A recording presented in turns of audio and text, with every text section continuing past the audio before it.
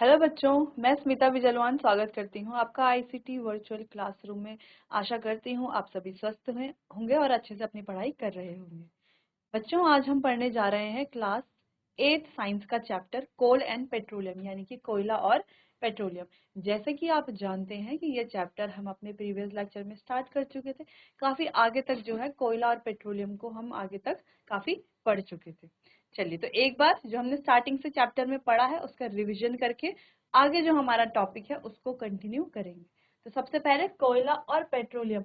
कोयला और पेट्रोलियम होते क्या है? कोयला और पेट्रोलियम एक प्रकार के क्या है? संसाधन है। ठीक। अब सबसे पहले संसाधन क्या होते हैं? देखो बच्चों, संसाधन वह चीजें होती हैं जिनकी वजह से क्या होता है, मनुष्य अपनी आवश्यकताओं को पूरा कर सकता है। ठीक, संसाधन की वजह से क्या करते हैं, हम अपनी आवश्यकताओं को, इच्छाओं को पूर्ति करते हैं। ठीक। अभी जो संसाधन है ये दो प्रकार के होते हैं, प्राकृतिक संसाधन और मानव निर्मित संसाधन। अब प्राकृतिक संसाधन कौन से संसाधन होते हैं? जो हमें प्रकृति से मिलते हैं। और मानव निर्मित संसाधन वो संसाधन जो मानव द्वारा निर्मित होते हैं या मानवीय प्रयासों द्वारा हमें मिलते हैं।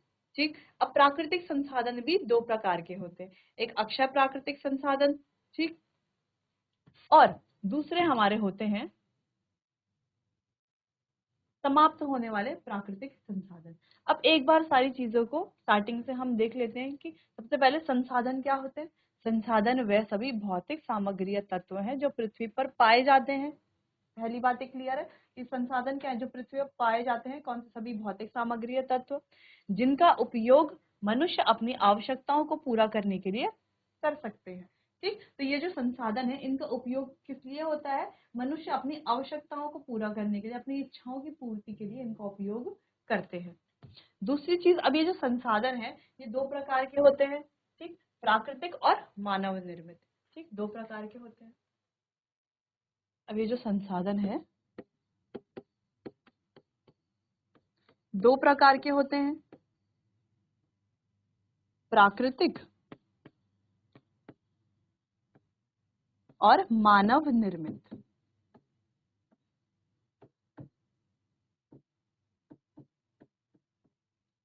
ठीक, प्राकृतिक और मानव निर्मित।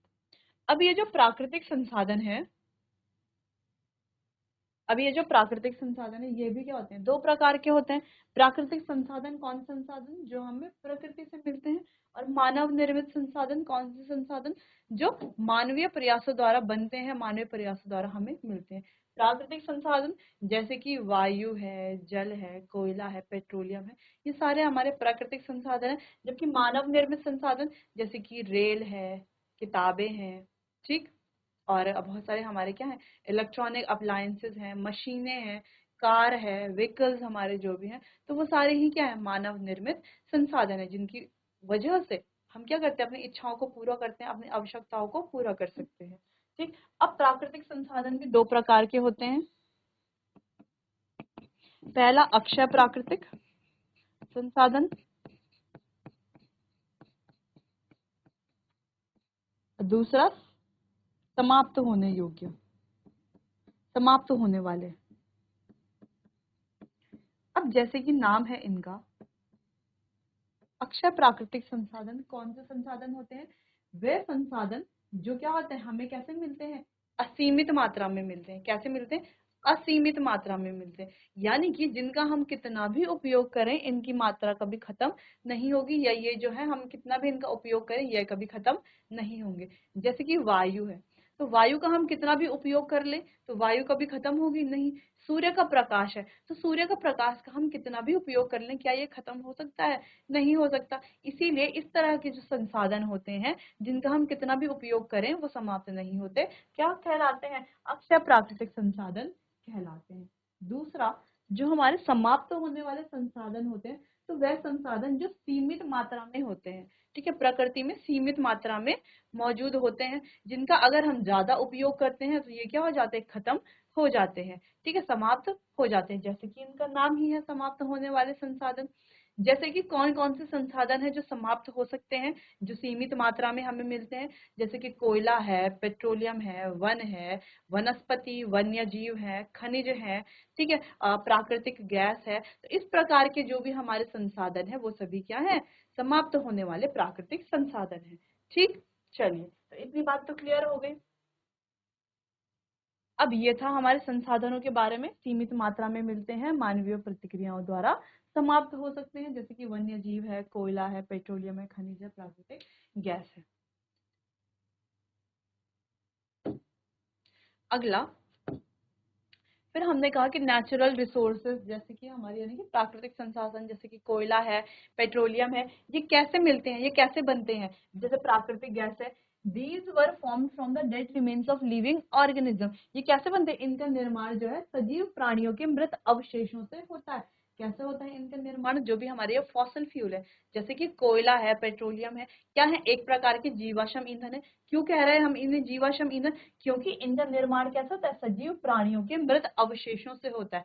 कैसे होता है, सजीव प्राणियों के मृत अवशेषों से होता है, इसीलिए इन्हें क्या कहा जाता है, जीवाश्म ईंधन कहा जाता है।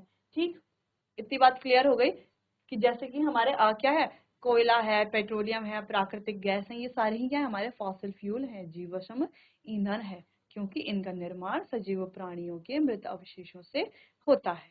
ठीक, चलो, इतनी बात भी क्लियर हो गई। अब बारी है कोयले की। तो कोयले के बारे में हमने क्या पढ़ा था अपने लास्ट लेक्चर में, कि कोयला क्या है, एक प्रकार का क्या है, कठोर पत्थर जैसा पदार्थ है, ठीक है, जिसका रंग कैसा है, काला है, जैसे कि हम देख सकते हैं बाहर ही हमें कैसे दिख रहा है, काला है, कठोर है और पत्थर जैसा है।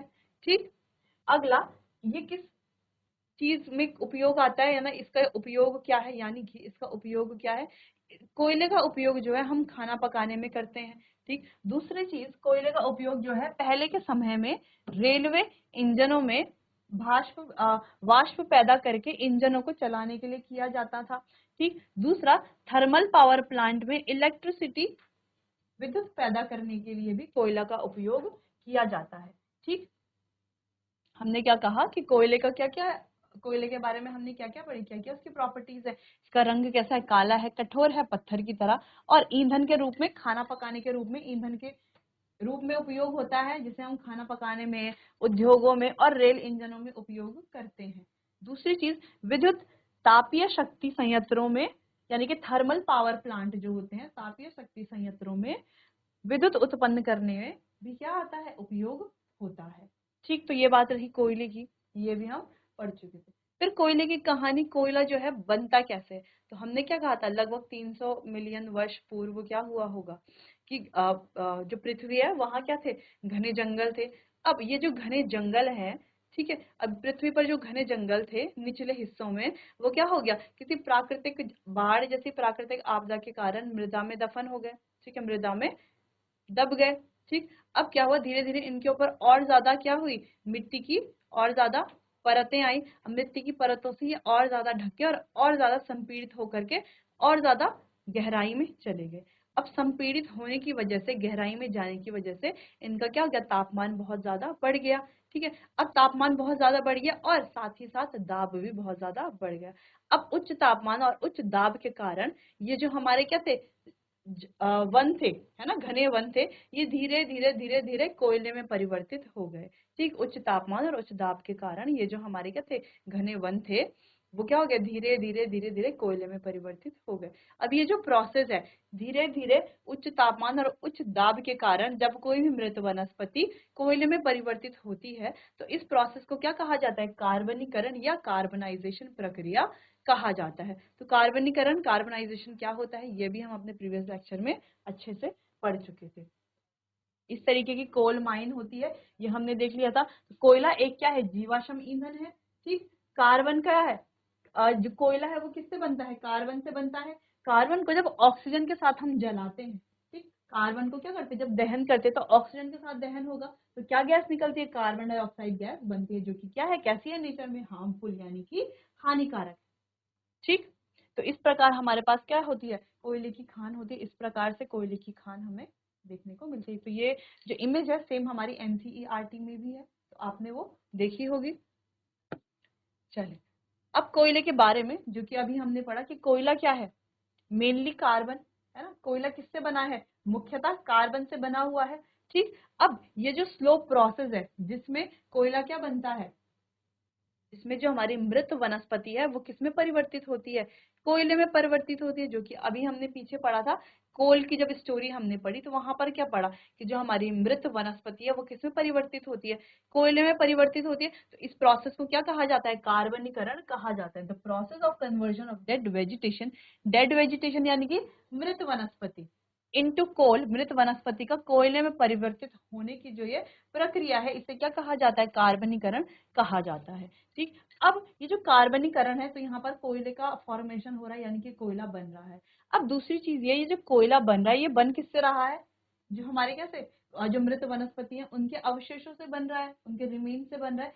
इसीलिए कोयले को क्या कहा जाता है, एक फॉसिल फ्यूल यानी कि जीवाश्म ईंधन भी कहा जाता है। अब कोयला जो है, जब हम इसको क्या करते हैं, वायु में जलाते हैं, तो ये क्या बनाता है, कार्बन डाइऑक्साइड गैस बनाता है, जो कि एक हार्मफुल गैस है। ठीक, तो ये भी हमने अपने प्रीवियस लेक्चर में यहाँ भी कवर कर लिया था। अगला है कोक। तो कोक के बारे में हम क्या जानते हैं, अब देखो कोयले से हमारे 3 उत्पाद बनते हैं। अब वो 3 उत्पाद क्या है, कोक, कोयला, कोयला गैस और कोलतार। क्या बनते हैं 3 उत्पाद, कोक, कोलतार और कोयला गैस। ठीक, अभी तीनों उत्पादों को हम एक एक करके पढ़ेंगे। सबसे पहले कोक के बारे में हमने क्या पढ़ा कि ये क्या होता है, कठोर होता है, सरंध्र होता है और काला पदार्थ होता है। जैसे कि हम यहाँ पर देख पा रहे हैं, कठोर है, काला पदार्थ, सरंध्र यानी कि इसमें क्या होते हैं, पोर्स होते हैं। ठीक, कि कोलतार क्या है, लगभग 200 पदार्थों का मिश्रण है, काला होता है, गाढ़ा होता है, द्रव होता है। ठीक, और साथ ही इसकी गंध कैसी होती है, अप्रिय गंध होती है। जैसे कि हम देख पा रहे हैं, जब हमारे आसपास कहीं रोड बनती है तो हम देखते हैं वहां पे ऐसे बड़े बड़े क्या होते हैं, काले इस तरीके के ड्रम होते हैं, जिसमें क्या होता है, तो इस तरीके से काला द्रव्य पदार्थ भरा हुआ होता है। तो वही क्या होता है, वही हमारा कोलदार होता है। चलिए बच्चों, तो हम पढ़ रहे थे कि पेट्रोलियम का निर्माण कैसे होता है, यानी कि पेट्रोलियम कैसे बनता है। अब देखो, ये तो हमने अपने लास्ट लेक्चर में पढ़ लिया था कि पेट्रोलियम का निर्माण कैसे होता है। कैसे होता है, पेट्रोलियम का निर्माण समुद्र में रहने वाले जीवों से हुआ। अब समुद्र में रहने वाले जीवों से कैसे हुआ, वैसे ही जैसे कोयले का निर्माण कैसे हुआ, मृत वनस्पति से। मृत वनस्पति से कैसे हुआ वो तो हमने पढ़ लिया। अब पेट्रोलियम का निर्माण कैसे हुआ, देखो समुद्र में रहने वाले जीव जो थे, जब वो मृत हो गए, ठीक, जब समुद्र में रहने वाले जीव मृत हो गए तो उनके जो मृत शरीर थे वो समुद्र के पेंदे में जाकर चले गए। ठीक, अब जब समुद्र के पेंदे में उनके मृत शरीर चले गए तो धीरे धीरे मिट्टी और क्या रेत की लेयर्स आई, परतें आई, जिनसे वो क्या हो गया, ढक गए। और लेयर्स के कारण वो क्या हो गया, और गहराई में चले गए और अंदर की तरफ चले गए। ठीक, और अंदर की तरफ जाने से क्या हो गया, वहां पर क्या हुई, वायु की अनुपस्थिति थी। ठीक, अब वायु की अनुपस्थिति के कारण, उच्च तापमान और उच्च दाब के कारण, ये जो हमारे क्या थे, मृत जीव थे, समुद्र में रहने वाले मृत जीव थे, ये धीरे धीरे धीरे धीरे पेट्रोलियम में परिवर्तित हो गए, धीरे धीरे पेट्रोलियम और प्राकृतिक गैस में परिवर्तित हो गए। ठीक, तो इस प्रकार जो है पेट्रोलियम का फॉर्मेशन हुआ। हमने क्या पढ़ा कि पेट्रोलियम का फॉर्मेशन कैसे हुआ, समुद्र में रहने वाले जीवों से हुआ। कैसे, जब ये समुद्र में रहने वाले जीव जो थे, जब ये मृत हुए तो मृत होकर के जिनके मृत शरीर थे वो कहाँ चले गए, समुद्र के पेंदे में चले गए। ठीक, समुद्र के पेंदे में जब मृत शरीर चले गए तो इनके ऊपर बहुत सारी मिट्टी की, रेत की लेयर्स आई। ठीक है, जिनकी वजह से क्या हो गया, ये गहराई में चले गए और नीचे क्या हो गए, दब गए। और वहां पर क्या हो गई, एयर की यानी कि वायु की अनुपस्थिति हो गई। अब वायु की अनुपस्थिति के कारण उच्च तापमान भी वहां पर था और उच्च दाब भी था। तो वायु की अनुपस्थिति, उच्च तापमान और उच्च दाब के कारण ये जो भी हमारे क्या थे, मृत जीव थे, वो धीरे धीरे पेट्रोलियम और नेचुरल गैस में यानी कि प्राकृतिक गैस में परिवर्तित हो गए। ठीक, तो इस प्रकार से पेट्रोलियम का फॉर्मेशन हुआ। अब आगे बढ़ते हैं, इस तरीके से क्या है, पेट्रोलियम नेचुरल गैस क्या होती है, डिपॉजिट होती है। देखो इस तरीके से समुद्र होता है, तो यहाँ पर नेचुरल गैस होती है, यहाँ पर तेल, यहाँ पर जल, इस तरीके से डिपॉजिट रहता है। ठीक, रिफाइनिंग ऑफ पेट्रोलियम यानी कि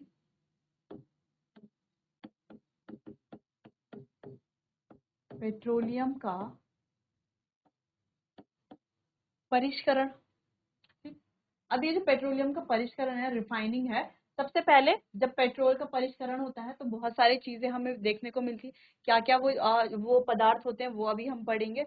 उसके अलावा ये जो पेट्रोलियम की रिफाइनिंग है वो कहाँ पर होगी, पेट्रोलियम रिफाइनरी में होगी, यानी कि पेट्रोलियम का जो परिष्करण है वो कहाँ होगा, पेट्रोलियम परिष्करणी में होगा।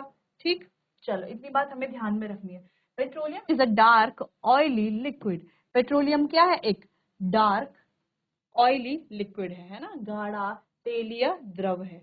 It has an unpleasant order, इसकी क्या है, एक अप्रिय गंध है, क्या है, अप्रिय गंध है।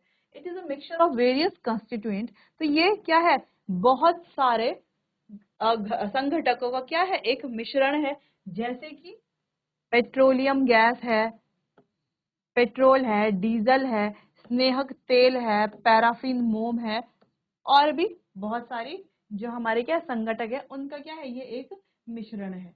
ठीक, the process of separating the various constituent fractions of petroleum is known as refining, यानी कि वो प्रोसेस, वो प्रक्रिया जहां पर ये जो संगठक है ना, इनको क्या करते हैं, हम सेपरेट करते हैं, विभाजित करते हैं। ये जो विभिन्न संगठक हैं इनको क्या करते हैं, विभाजित करना या पृथक करना, ये जो प्रोसेस है इसी को क्या कहा जाता है, रिफाइनिंग यानी कि परिष्करण कहा जाता है। इसी को क्या कहा जाता है, पेट्रोलियम का परिष्करण करना कहा जाता है।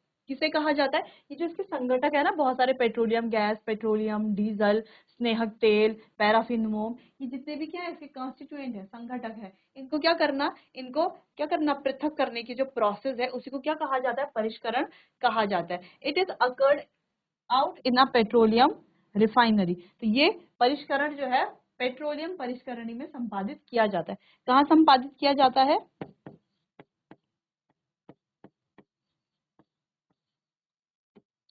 पेट्रोलियम परिष्करणी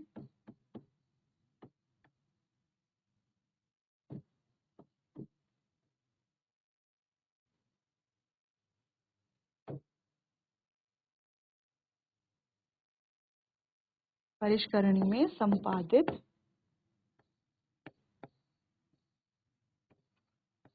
किया जाता है।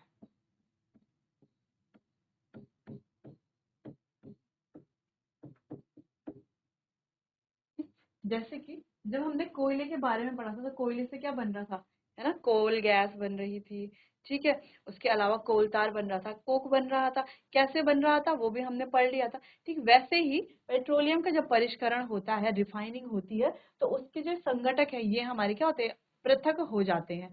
ठीक, तो ये इसी को क्या कहा जाता है, पेट्रोलियम का परिष्करण कहा जाता है, और ये होती क्या है, पेट्रोलियम परिष्करण में संपादित किया जाता है, ये जो भी प्रोसेस हमारा होता है। ठीक, बाकी का बच्चों हम अपना बाकी का हम कंटिन्यू करेंगे अपने आने वाले अगले सेशन में। तब तक के लिए अच्छे से पढ़ते रहिए, कोई कंफ्यूजन है तो आप मुझसे पूछ सकते हैं। चलिए तो मिलते हैं अपने आने वाले अगले सेशन में, तब तक के लिए आपका बहुत बहुत धन्यवाद।